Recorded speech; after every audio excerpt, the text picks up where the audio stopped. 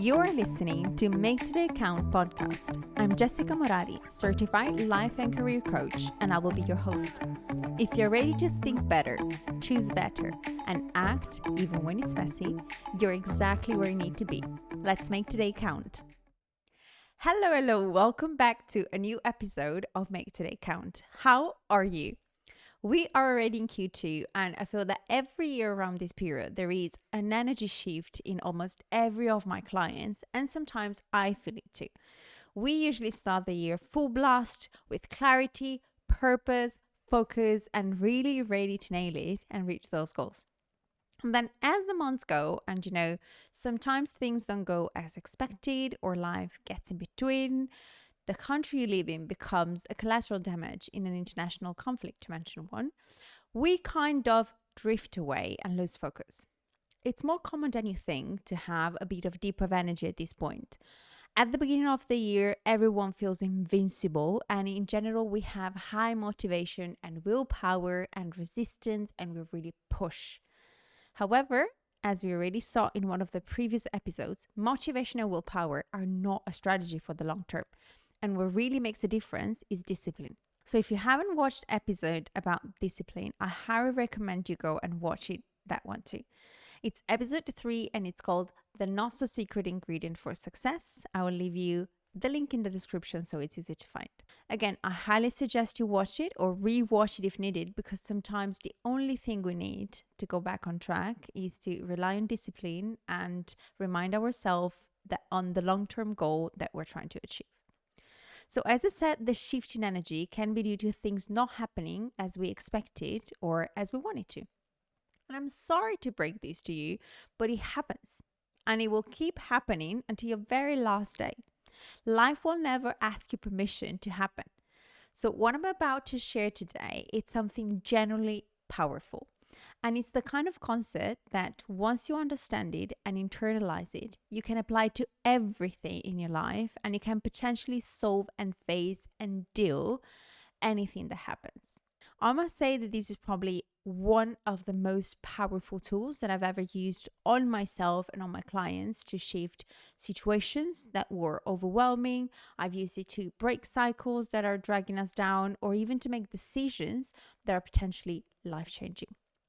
When I say this, I'm not saying that by using this model, you will no longer have problems, you will not face any challenge, and everything will be easy. But it really gives you clarity and perspective on what is actually driving your results and brings you back to what you can control and how you think, feel, and act on a certain situation. The model is simple, and it's based on the fact that a problem, any problem you have, isn't the real issue. The problem with the problem is how you think of it. I know this is a very upsetting statement, and I know it because when we come to this conclusion with clients during sessions, they sometimes get pissed. The problem is not the circumstance itself, but how you think of it. If you think about it, you can have the same situation of someone else and think about it and feel about it and act on it in completely different ways. Has it ever happened to you that someone was telling you what was going on in their life and how they feel about it, and you thought, so what? And you don't say it from a place of detachment. You don't say it because you don't care about what's going on or how they feel. It's more about the fact that you read that situation in a different way and you feel different about it. So let's get into the model, which is based on 5 different lines, 5 different pieces that are interconnected and that influence and nurture each other. I'm going to go with the model. A situation triggers a thought that produces a feeling that generates an action that causes results. Stay with me. It will make more sense the more we go into it. And once you internalize it, it will be one of those massive light bulbs that will really shift everything. Situation, thought, emotion, action, result. Since I like things that are easy to remember, I called it the STEAR Model, because this is literally how you steer your life. S for situation, T for thought, E for emotion, A for action, and R for results. Now, the power of this model is not in memorizing the steps, but it's about understanding how they connect, because most people are trying to fix their life on the wrong level. So I'm going to start from the beginning. The situation. The situation is the only neutral part of the equation. It's simply what happens. It's the facts stripped away of any meaning. It can be the past, it can be other people's behavior, what's going on in the world. Like, for example, your boss didn't reply to your email, or a client said no, or you didn't get the job, or someone didn't text you back. These are just events. Clean, factual, totally neutral if you remove the story that we attach to all the circumstances that happens to our life. And you can easily see if you have already stripped down any meaning or interpretation and you're simply focusing on the bare fact, because these are things we can all agree on, independently from experience, from backgrounds, or personality. The point is that we rarely experience life in this neutral way, because that's not how we humans are programmed. We were programmed for survival and therefore to interpret what we see and store that information and create a database of experience from which we take what we need when something happens.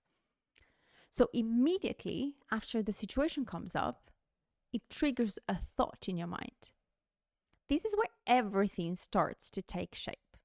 A thought is simply a sentence in your mind, and it's the interpretation you give to what happened. And as you can imagine, different thoughts create completely different experiences, even if the situation is exactly the same. You recognize thoughts when you describe a situation because it usually comes with adjectives and qualifiers. So if we go back to one of the examples that I did before, for example, your boss doesn't reply, one thought could be, well, they're disappointed in me. Or I can think, well, you know what, they might be busy. Or simply, it's fine, I did my part. It's the same situation. The boss didn't reply. Different thoughts and completely different internal reactions. I'm keeping it light on purpose with the example, even trivial if you see it from outside, because we usually spend so much time, a tremendous amount of energy and emotional control to deal with situations like the one I've just analyzed. Sometimes clients come to sessions so loaded of thoughts like this, and they seem petty, but when they start piling up and cluttering your brain, that's where you start feeling overwhelmed and really heavy. The tricky part of the thought line is that most of the times, these thoughts don't feel like thoughts to us. We think of them and we treat them as facts, as a situation itself. They feel obvious, like they are the reality. But as we've just seen it, they are simply interpretations. And by only acknowledge the fact they are interpretation, if we acknowledge the distinction between the situation and how we read it, how we interpret it, that itself already changes everything. Because when you understand for real that yes, you have no control what happens, you have no control on the situation or on the circumstances, but you have full control on how you think of it, on how you interpret it, then my friend, you get so much power back. And why do I say this? Why creating the right thought is so important? Well, because thoughts create your emotions. I said it before. You don't feel a certain way because of what happens. You feel a certain way because of what you are thinking about what happens. There is where things can feel a bit uncomfortable because it removes the habit of blaming everything and everyone. It really gives you back the responsibility on your life. It gives you the responsibility on your actions, on your behavior, on your reaction. When I say the word responsibility, I mean it in the literal meaning of the word, the ability to respond. When you start thinking like this, you're not a victim of the circumstances, because even though you cannot control them, you can decide what and how to think about it and therefore feel about it and start acting differently. You don't feel stressed simply because of your job, but because of the way you're thinking about your job. You don't feel rejected just because someone said no, but because of what that no means to you. It's about the meaning you attach to things. I don't know, this is the moment where people tend to resist a little, thinking, yes, but my situation is different. And of course, every situation is unique, but these mechanisms still applies. If your thought changes, your emotional response changes. And your emotional state is what drives you to the fourth letter of the acronym STEAR, which is the A that stands for action. How you feel influences how you behave. If you feel confident, you behave in a certain way. You will probably show up, take the chance when opportunity comes, you will speak up, you might be bold because the story in your head tells you there's plenty of opportunities out there and that you deserve each one of them. But if you feel anxious, your behavior shifts.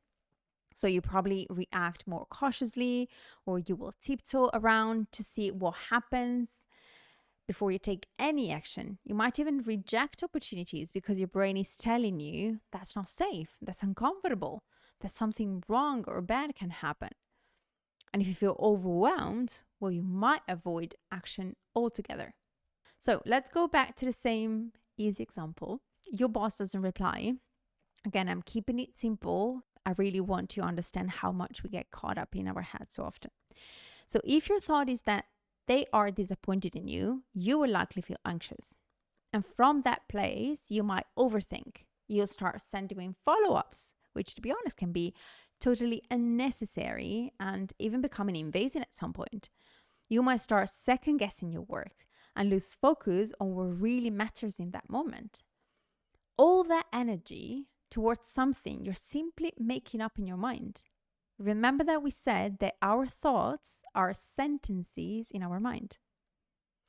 So on the contrary, if your thought is that they're simply busy, you will feel calm. From that place, you move on with your day, you stay productive, and you don't spiral into any unnecessary stress. So it's the same situation. My boss didn't reply, but I have completely different actions. And that happens all the times. When you have a situation that happens the same thing to multiple people at the same time, and yet the reaction is completely different. So if we stay in the work environment, for example, you can have a situation where a change is announced in the company. That information is received in the exactly same way by the whole staff. Yet you'll have that person that starts freaking out and thinking that they're going to be laid off. You have another person that gets excited to see that changes and what actually means. Then you can get another one who goes into the overwhelming mode. Same situation, changes in the company, completely different reaction. The circumstance, the fact is the same. There will be a change in the company, and each one of them will interpret that piece of information, that situation, in a completely different way by attaching a thought to it. And of course, an emotion that will trigger an action. So up until now, we've seen how a situation triggers a thought that produces a feeling which generated an action.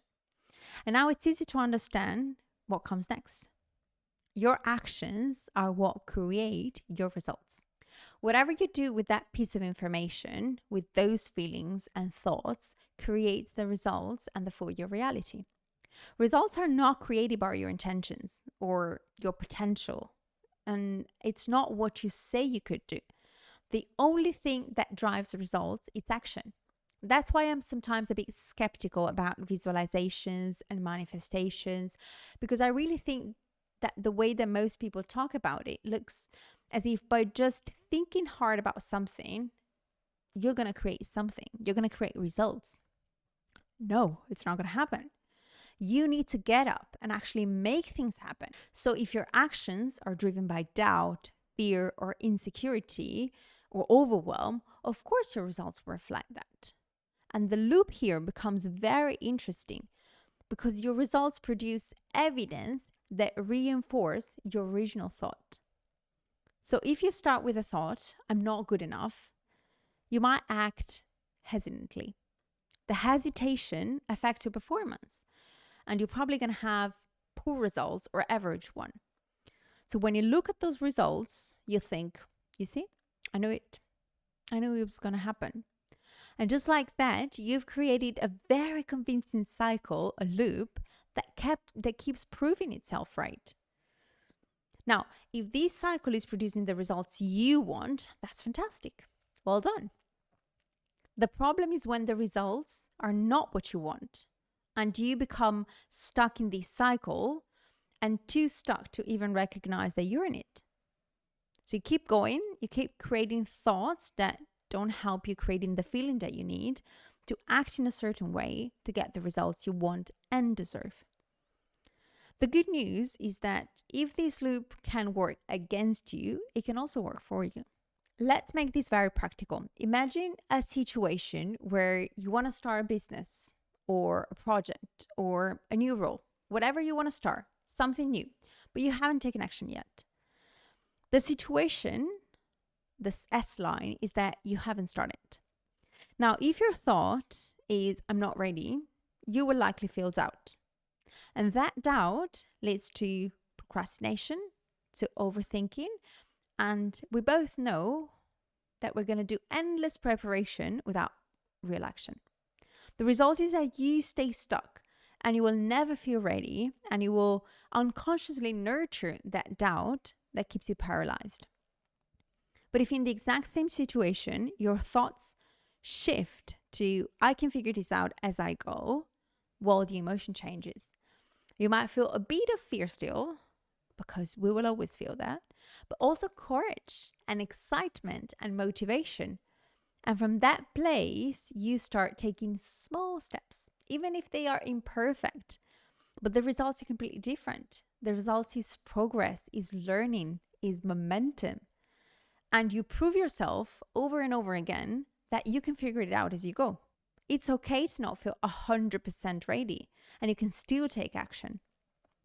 Same situation, different thoughts, different feelings, different actions, and of course, different results.